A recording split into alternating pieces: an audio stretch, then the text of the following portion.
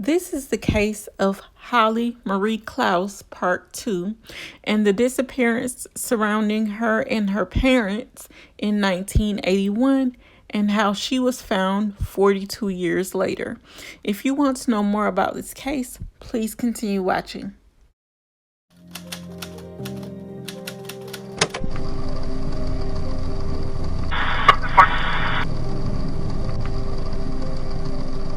They did an investigation.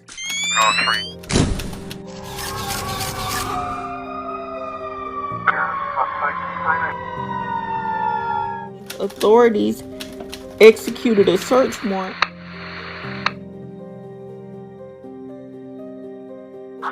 If you want to know more about this case, please continue watching. As I stated in part 1, Holly's grandmother was excited to learn that she was alive, and she told USA Today in a statement, "Finding Holly was a birthday present from heaven. I prayed for more than 40 years for answers, and the Lord has revealed some of it. We have found Holly." And I'm pretty sure the grandmother, is sad about not knowing, where her son is, or how he died, rather. But I'm pretty sure she was excited to have her granddaughter back, at least. That way she still has a piece of her son and her daughter-in-law that she lost all those years ago to the murderous people in that cult that they ran away to join. But like Holly's grandmother said, she knew that her son was the type to run away and join these cults, but he would always turn up months later. So she figured at the time when he went missing that, she had nothing to worry about, and neither did the rest of the family, because this was a pattern of his that, he would get, fascinated with these cults and want to join them. And then he would find out that it's not all it was cracked up to be months later. And he would, simply turn up again like nothing ever happened. So she figured that this was going to be one of those times, except they had a baby, in their, along with them on their travels. Now, that's the only thing different about this time, that, is that he had a wife and a child now. And so those were the only different things, but him running off and joining a cult was nothing new. I'm sure that when Holly found out that she, was closer to finding what she thought might be her parents, she was shocked to learn that, her parents were now deceased, but she did have family out there that, was looking for her and wanted to get to know her, and they loved her. And so I'm pretty sure when she got the call, she felt like she was going to hit the floor, from, finding out the information that she did, which is that her parents were, now deceased due to this cult. Although no one really, knows who these people were or are, it is believed that they were, a cult similar to that of Jim Jones, the Jonestown cult, but it wasn't as bad, I think. But they still had, of course, murderous intentions, because look at what they did to her family.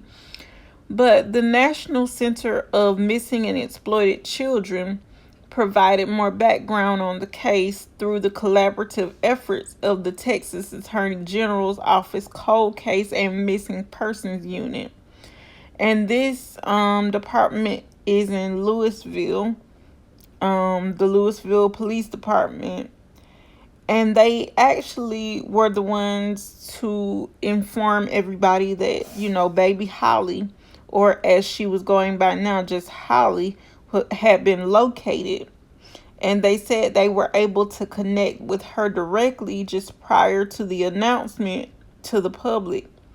And she said she hopes to meet her biological family in person soon. And like I said, I'm pretty sure she thought that her parents would be among those people as well. But, finding out that, unfortunately her parents were murdered, at the hands, or believed to be the hands, of these people in this cult. Now, I can't remember if I mentioned this in part one, but her parents, Harold and Tina, they were married. But the thing is, after they were, murdered, after what Holly believes an attempt to leave the cult, they were murdered. Their bodies were found, and they were buried in graves that had, I guess, John Doe and Jane Doe on them, because at the time they didn't know who they were, and they weren't identified until 40 years later when they exhumed their bodies, and they did a genetic DNA testing on them through like genealogy websites and companies. And a lot of times these companies like 23andMe, Ancestry.com, and all the others, they're really helpful in cases like this. But a lot of people are afraid to give their DNA unless they are, like asked or ordered to.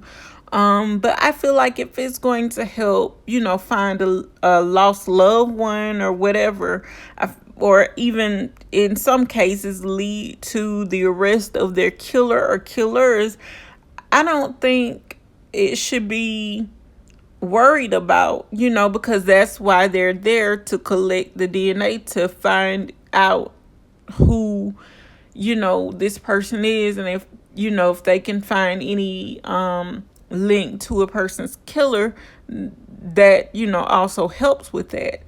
So I feel like in most cases, if you haven't done anything wrong, you wouldn't have a problem giving up your DNA. Although I do know that there are some conspiracy theories out there about these genealogy websites using your DNA for other things. But in this case, I think it was used in a great and positive way. Now, the report that I read said that I guess there was like a hunter or whatever. He was out walking his dog, or with his dog, in the woods, and his dog went off, and he came back with what he thought at first was an animal bone, but he soon realized that that was not the bone of an animal. So, he called, the cops, and they came out and, searched the woods where the bones were found. And, thankfully, Holly's remains were not anywhere near the site, so that's good, because now we know, she's alive. And so that's when, the search for her went into high gear. But then the recovery led to her parents being found in a remote patch of trees in Harris County, Texas. Now, the report says the couple was killed, and they likely were killed around New Year's Day in 1981. And the strange thing is, Tina was strangled and Harold was beaten to death.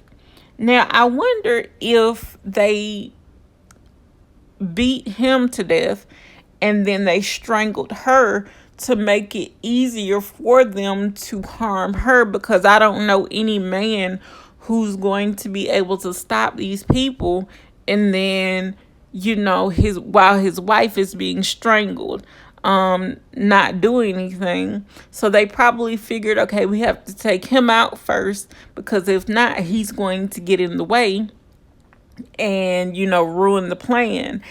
And Holly said, in the interview that she did with David Muir a little while ago, which I watched this past Friday night, that she believes her parents were leaving the cult that day, and the cult leaders, or the people in the cult, felt like they knew too much and had saw too much. So, we can't let them leave now, because they're going to spill out all of our secrets and become a problem.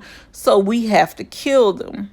And I feel like that is when they killed her parents, abducted her, used a young lady to masquerade as her mother, and then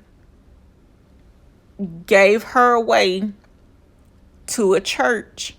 And that is how she came to be with her adoptive parents.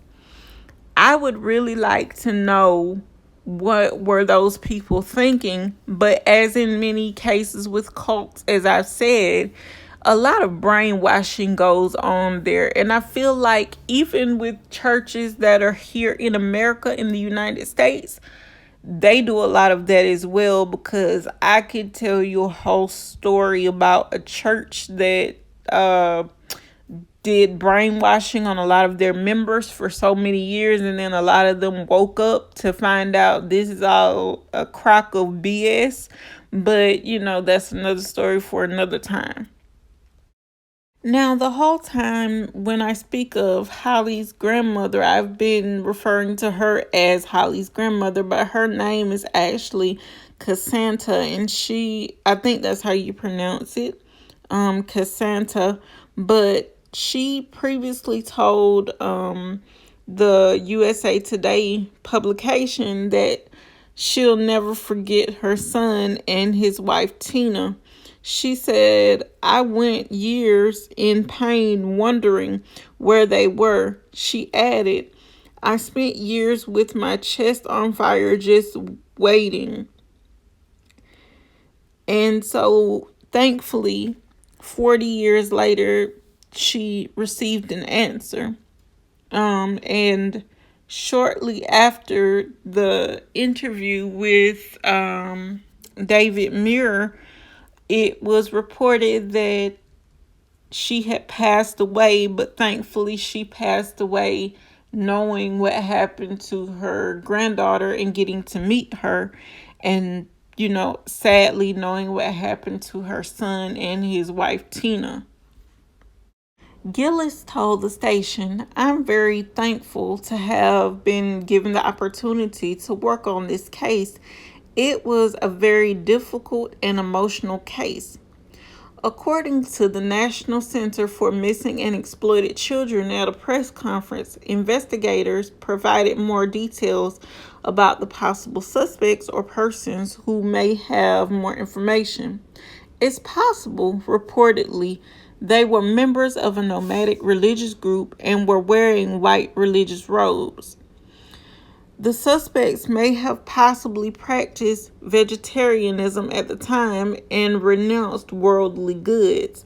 Now, remember in part one, I said that, it was explained to the people at the church where they dropped baby Holly off, that it was instructed to the mother that she would have to give her her baby as well as all of her worldly possessions. And one of those possessions included David's red car, which was returned to his mother at the time by the group at 12 o'clock at night, which makes absolutely no sense to me. But I guess they were trying to do what they always did in situations like this, which was avoid, law enforcement.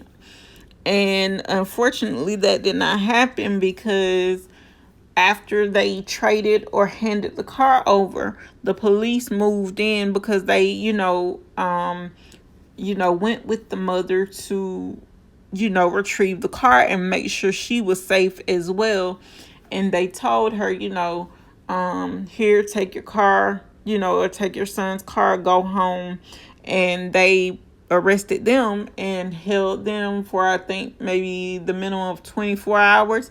But since they didn't have any known commission of a crime, they couldn't really hold them for that much longer. Now, I want to say something here that is not, I guess, really pertaining to this case. And I've heard another person say it, and it makes perfect sense. Some people are so heavenly bound or, heavily religious that they are no earthly good.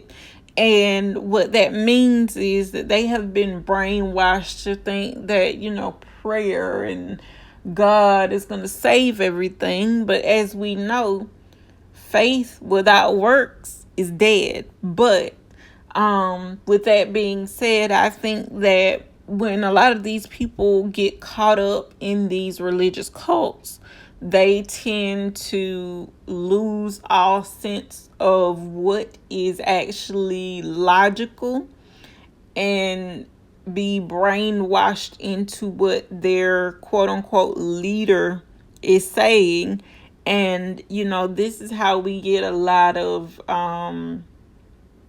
other cult leaders, Jim Jones, Yahweh Ben Yahweh, Malachi York. And I'm not saying any of this to bash or diss anyone who's been in these cults and who have left.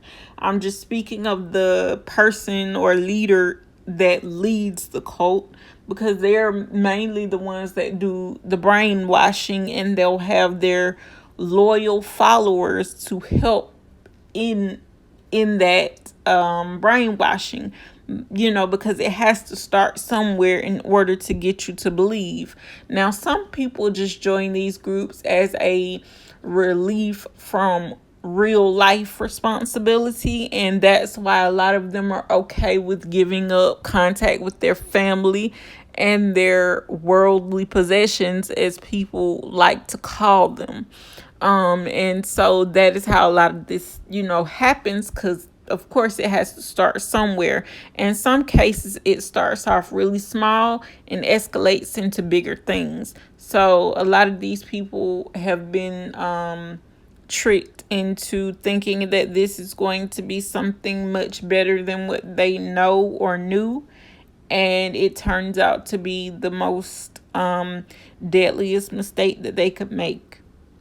Now, as this still is considered to be a cold case, police are asking that if anyone has any information about the Clouse murders, please contact authorities in Texas and the General Attorney's Cold Case and Missing Persons Unit at Cold Case Unit at oag.texas.gov. Again, that is Cold Case Unit at oag.texas.gov. And I will leave all of that information along with the article where I got this information in the description box down below, so that you guys can have the information to make the contact and contact the proper authorities. And also, you can contact 911 if you know anything, and I'm pretty sure they will direct you to also the proper authorities that you need to contact if you have any information.